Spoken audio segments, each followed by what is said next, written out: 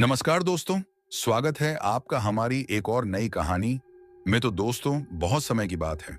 एक गांव के बाहर एक घने जंगल के बीचों बीच एक पुराना और खंडहर सा घर था। लोग कहते थे कि उस घर में आत्माओं का वास है। सूरज ढलने के बाद कोई भी उस घर के आसपास जाने की हिम्मत नहीं करता था। एक दिन गांव के तीन दोस्त रघु, मोहन और दीपक ने उस घर में जाने की ठानी। वे खुद को बहादुर समझते थे और भूत प्रेत की कहानियों पर यकीन नहीं करते थे।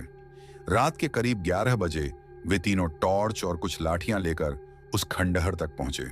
घर के दरवाजे पर लगे टूटे ताले और बिखरे हुए दरवाजे ने उनकी रीढ़ में एक सिहरन दौड़ा दी।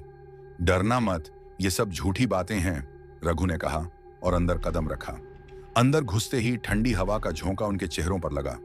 दीवारों पर अजीब अजीब आकृतियां बनी हुई थीं। दीमक लगी लकड़ी की सीढ़ियां चरमराने लगीं, जैसे कोई उन पर चल रहा हो। सुनो, यह आवाज कैसी है? मोहन ने कांपते हुए पूछा।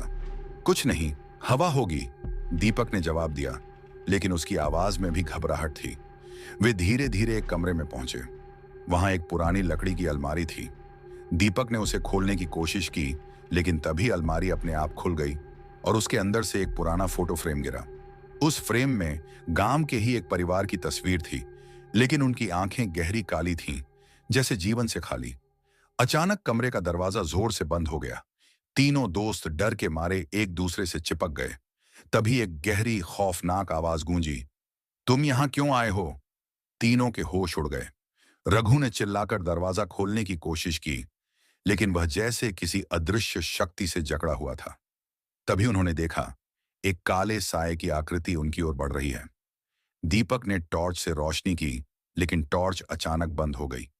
वह साया उनके करीब आकर रुका और धीरे धीरे तीनों को अपनी जकड़ में लेने लगा।